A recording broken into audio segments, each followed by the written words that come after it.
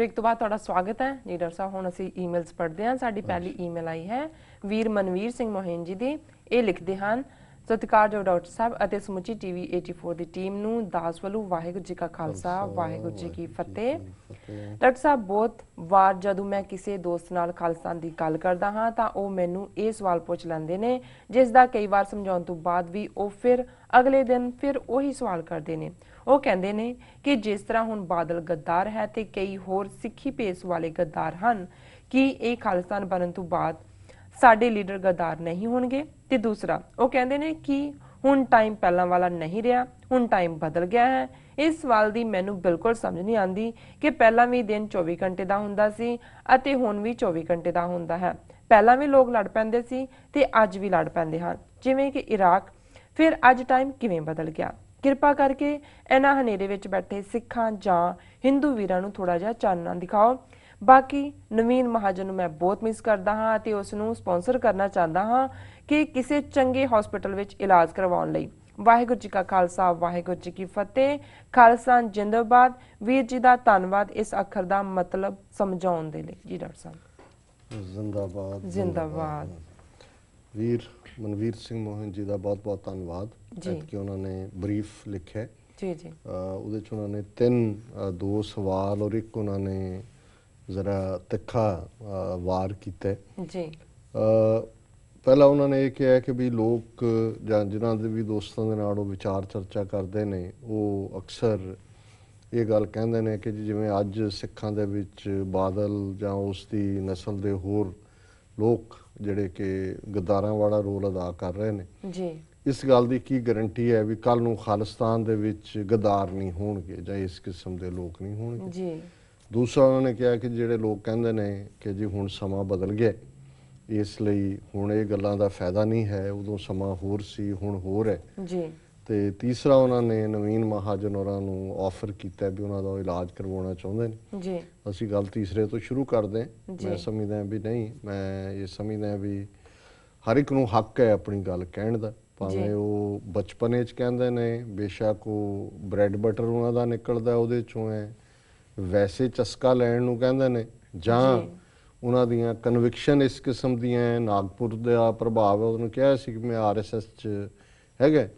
सो कुल मिला के सानू जिहड़ा ये सारे चों अपनी गल कहण दा मौका भी बनदा है और दुश्मन किवें सोचदा है उस दीयां सफ़ां च की विचार चर्चा है जी इस दा भी जिहड़ा सानू पता लगदा है।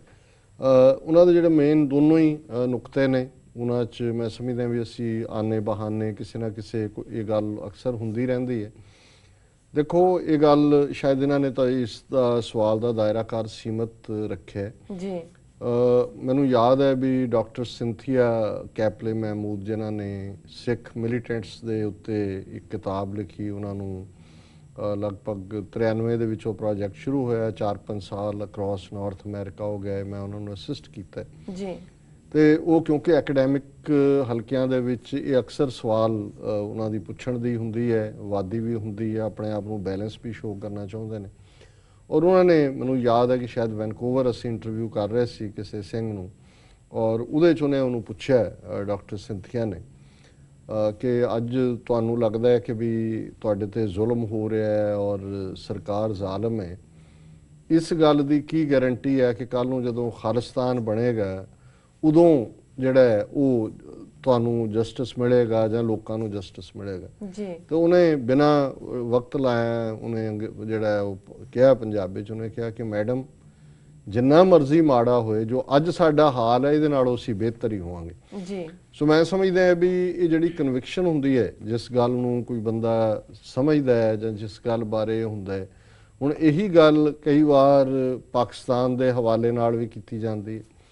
हुण अलामा इकबाल ने एक थां ते अपनी एक नज़म दे विच कहा कि देखो मुल्ला किन्ना नादान है जां वो मुसलमान किन्ना नादान है जिहड़ा वो समझदा है भी उहनूं अजान दा हक है अजान जिहड़ी बांग दित्ती जांदी है इसलिए वो आज़ाद है इसलिए उन्होंने कोई नहीं किन्ना ये नादान है जी जी। और ये गल मैं समझदा है भी साडा भी सिखां दा एक तबका वो कहंदा जी उत्थे कोई गुरुद्वारे जाण तो नहीं रोकदा कोई हरमंदर साहब जाण तो नहीं रोकदा साडे निशान साहब झूलदे ने साडा फलाना है सारा इत्थे सानू की प्रॉब्लम है जी।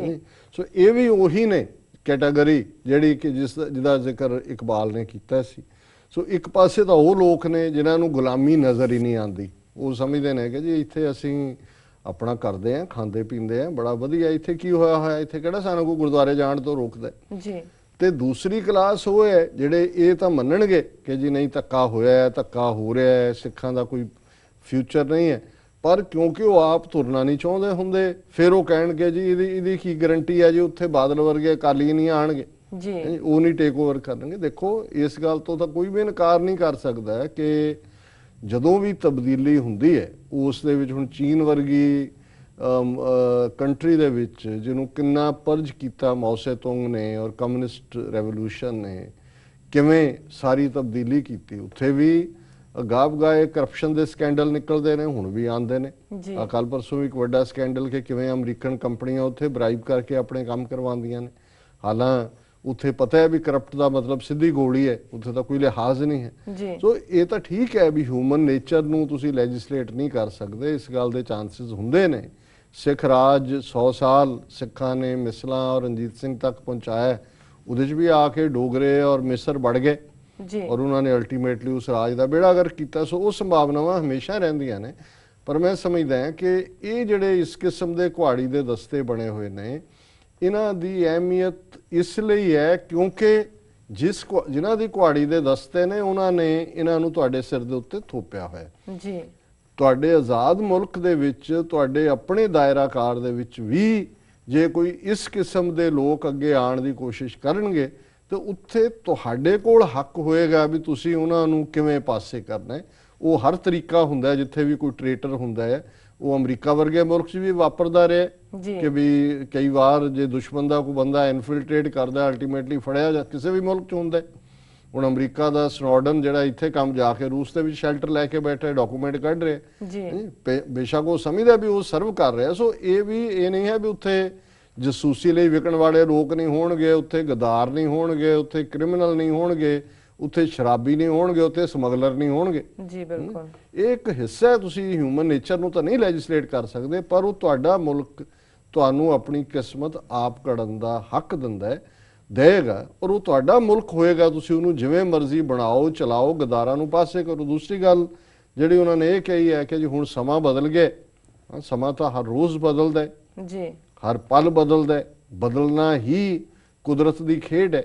ਪਰ ਇਹਦੇ ਬਾਵਜੂਦ ਗੁਲਾਮੀ ਤੇ ਆਜ਼ਾਦੀ ਦੀਆਂ ਪਰਿਭਾਸ਼ਾਵਾਂ ਨਹੀਂ ਬਦਲਦੀਆਂ, ਗੁਲਾਮੀ ਦੇ ਤੌਰ ਤਰੀਕੇ ਬਦਲਦੇ ਨੇ ਜੀ। ਇੱਕ ਉਹ ਨੇ ਜਦੋਂ ਕਿ ਸੰਗਲਾਂ ਦੇ ਨਾਲ ਨੂੜ ਕੇ ਔਰ ਵਿਕਦੇ ਸੀ ਗੁਲਾਮ ਮੰਡੀਆਂ ਦੇ ਵਿੱਚ, ਅੱਜ ਉਸ ਕਿਸਮ ਦੀ ਸਲੇਵਰੀ ਨਹੀਂ ਹੈ।